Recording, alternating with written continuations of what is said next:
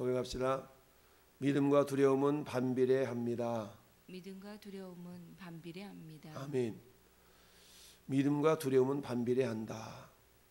즉 믿음이 커질수록 두려움은 작아지고 믿음이 작아질수록 두려움은 커진다라고 볼 수가 있죠. 자, 우리는 성도, 하나님의 자녀, 그리스도인 이런 다양한 그런 칭호를 가지고 있습니다.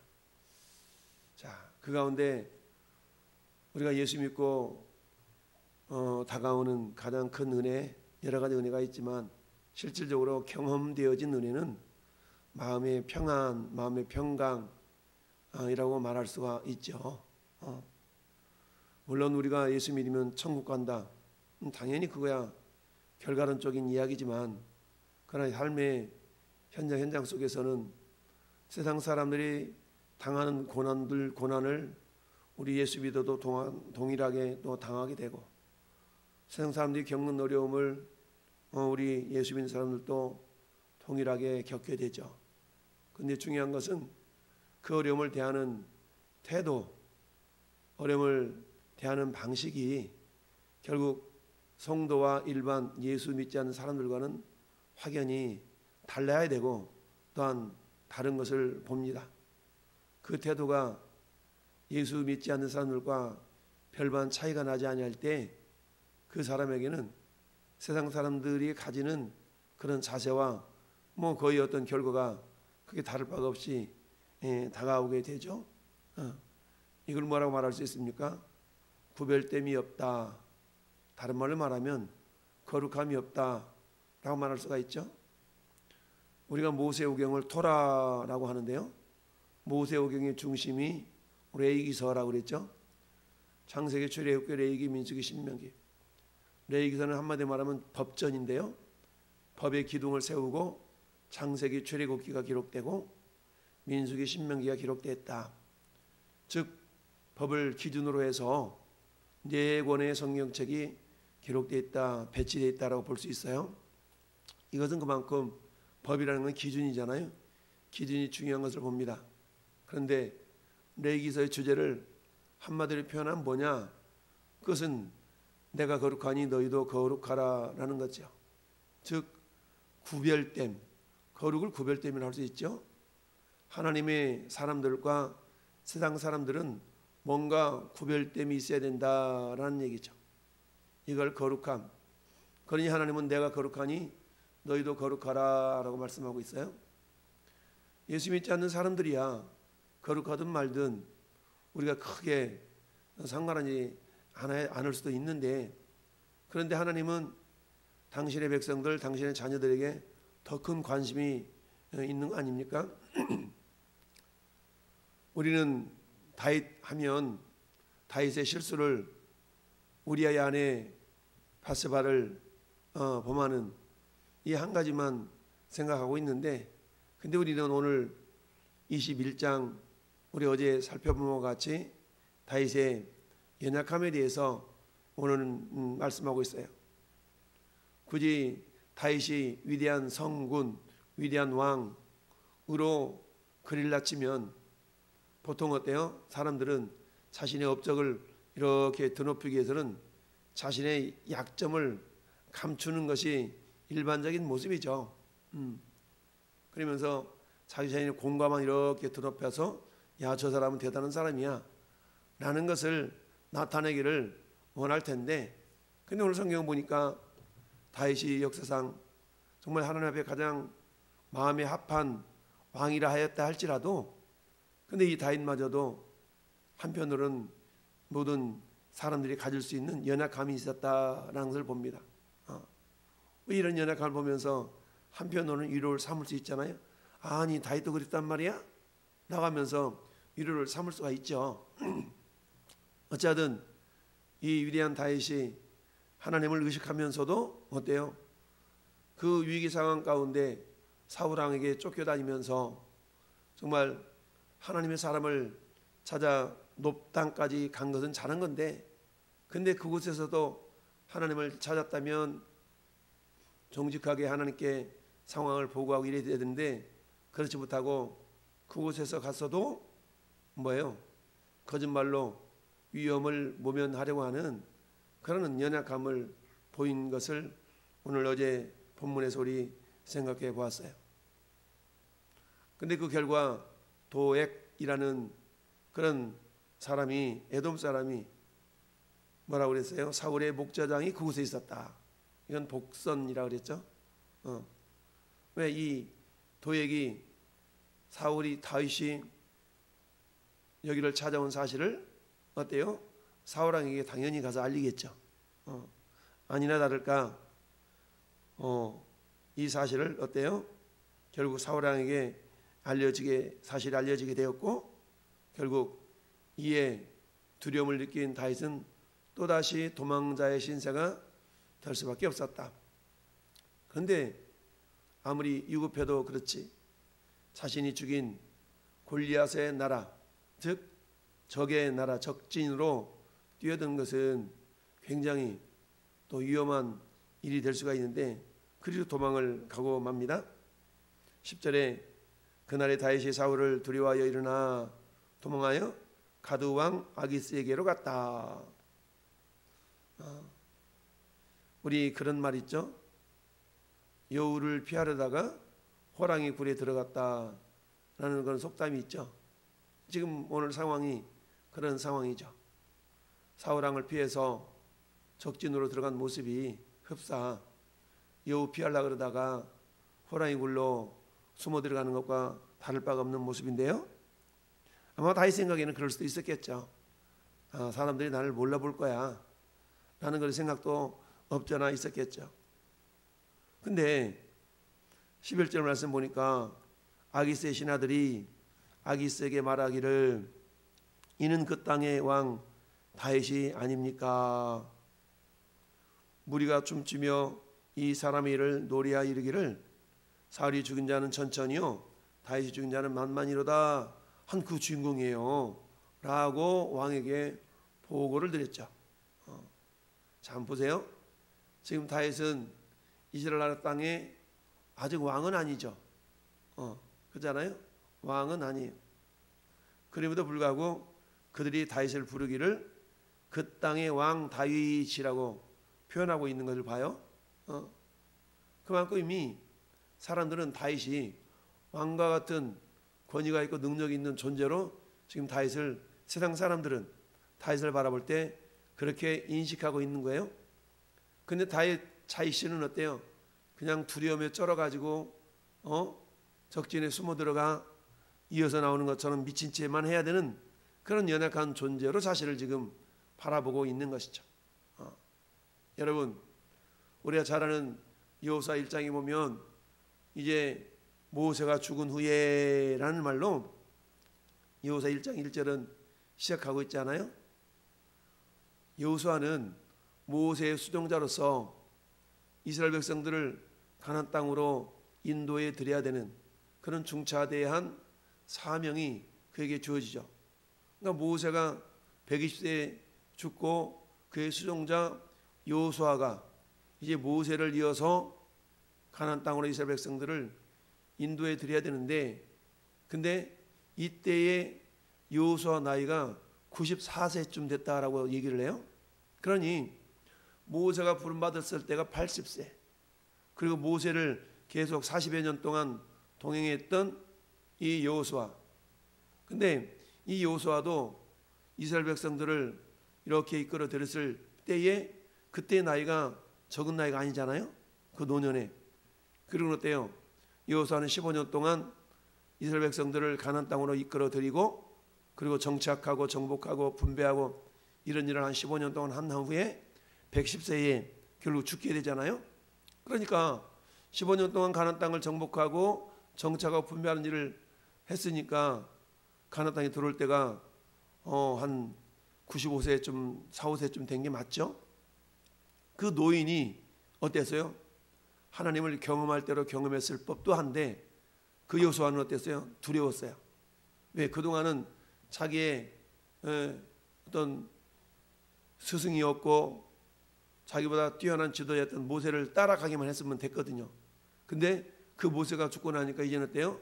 하나님이 여호수아에게 그 일임을, 그 역할을 위임하니까 이제는 두려운 거죠.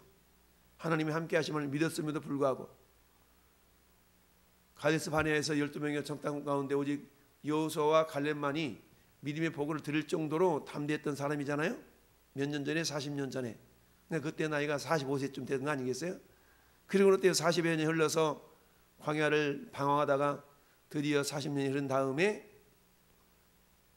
모세를 이어서 지도자가 되어서 가나안 땅으로 이스라엘 백성들이 이끌어 들일 때에 그 나이가 굉장히 들었는데도 불구하고 두려움은 가시지 않았다. 결국 우리가 사람이 아무리 장성한다 할지라도 그것 때문에 두려움이 사라지는 건 아니라 두려움을 이기는 방법은 다른 게 아니라 믿음인 줄 믿습니다. 하나님을 향한 믿음과 신뢰가 우리 내면 속에 있는 두려움을 이겨내게 될 수가 있는 것이죠.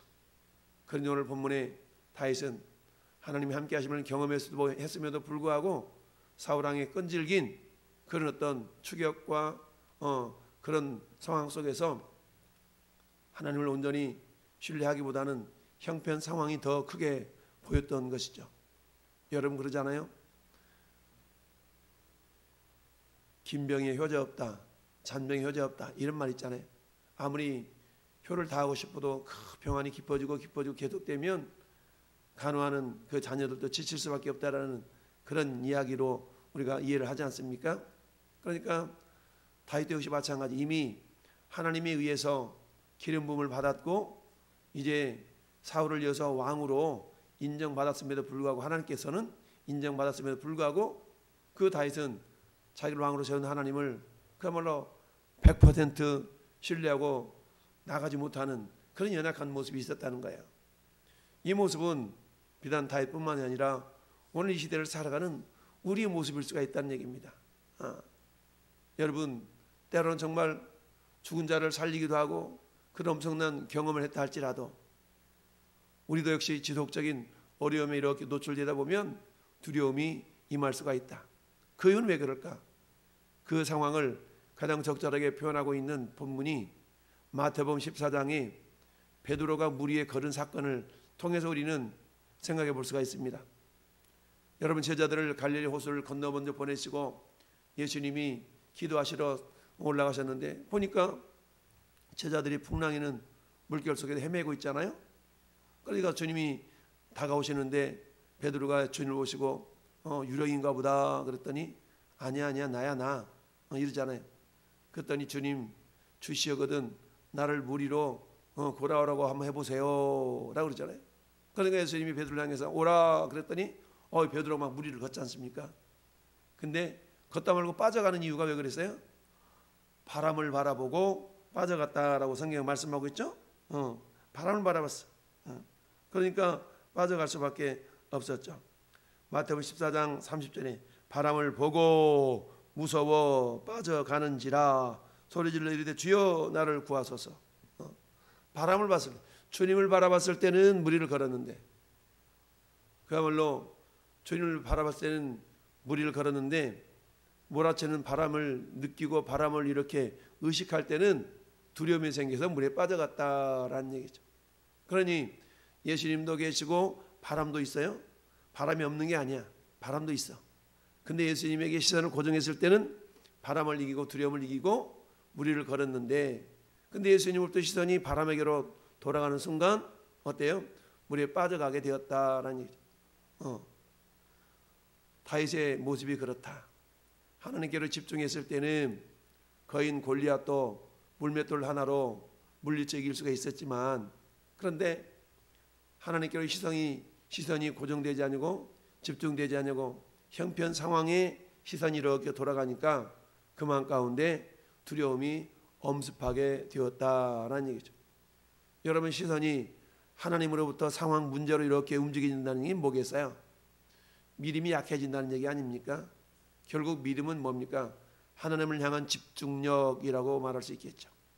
저와 여러분들이 매일매일 살아가면서 어디에 우리 시선과 생각과 마음이 집중되느냐에 따라서 우리의 믿음의 열매는 달라질 수가 있어요.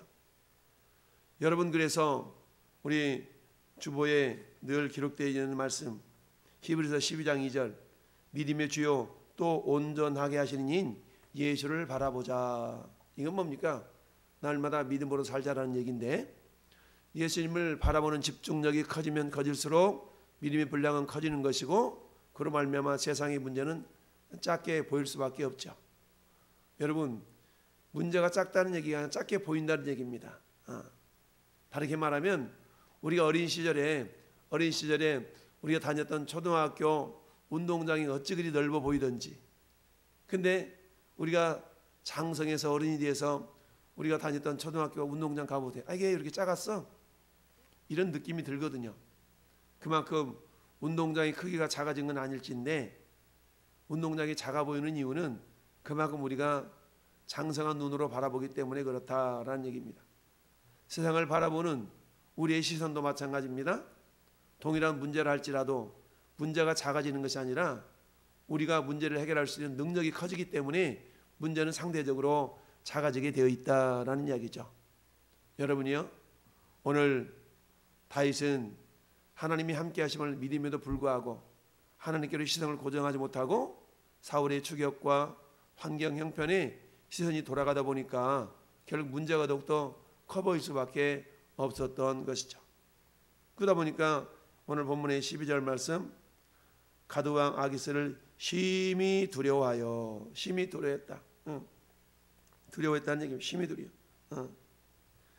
두려워하다, 두렵다, 두려워하다.